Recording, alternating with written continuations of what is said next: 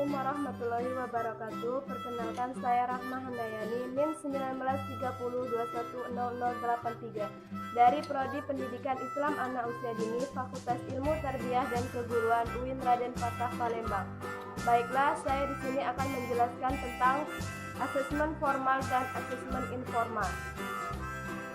Yang pertama yaitu asesmen formal. Asesmen formal merupakan suatu teknik pengumpulan informasi yang dirancang untuk mengidentifikasi dan merekam pengetahuan serta keterampilan peserta didik.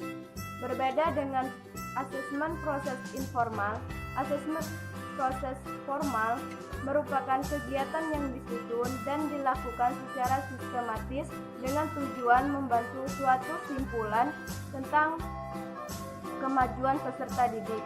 Asesmen formal merupakan standar atau asesmen yang menggunakan instrumen baku, misalnya WISC atau tes kecerdasan, PMC, basal reading, tes Minnesota.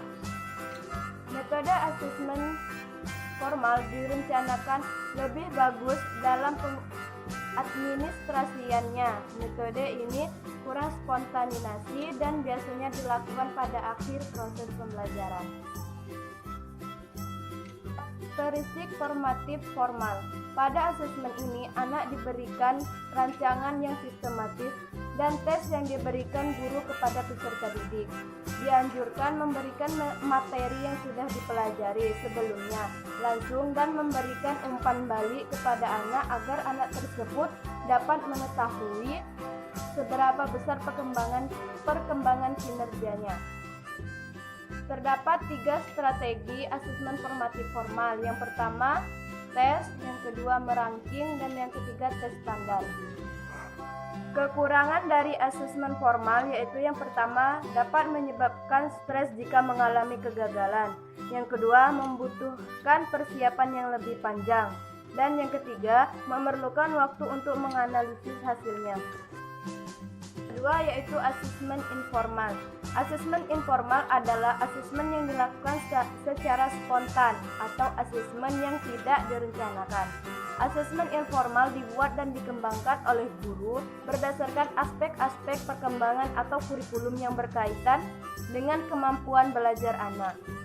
Asesmen informal ini hanya berlaku kasuitis, maksudnya berlaku pada komunitas anak di mana guru itu membuat dan menerapkan asesmen.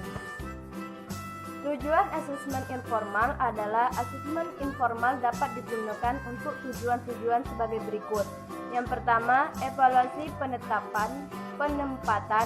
Yang kedua, evaluasi diagnostik dan perencanaan pengajaran. Yang ketiga, evaluasi formatif dan sumatif.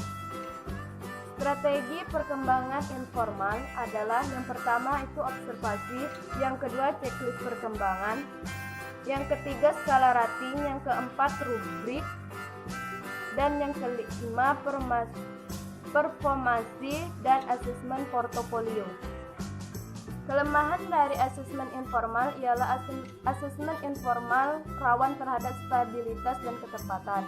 Yang kedua, dengan asesmen informal dikhawatirkan terjadi penyalahgunaan oleh guru-guru. Yang ketiga, kelemahan utama adalah guru-guru belum siap mengembangkan dan menggunakannya. Itu saja yang dapat saya sampaikan. Saya ucapkan terima kasih. Wassalamualaikum warahmatullahi wabarakatuh.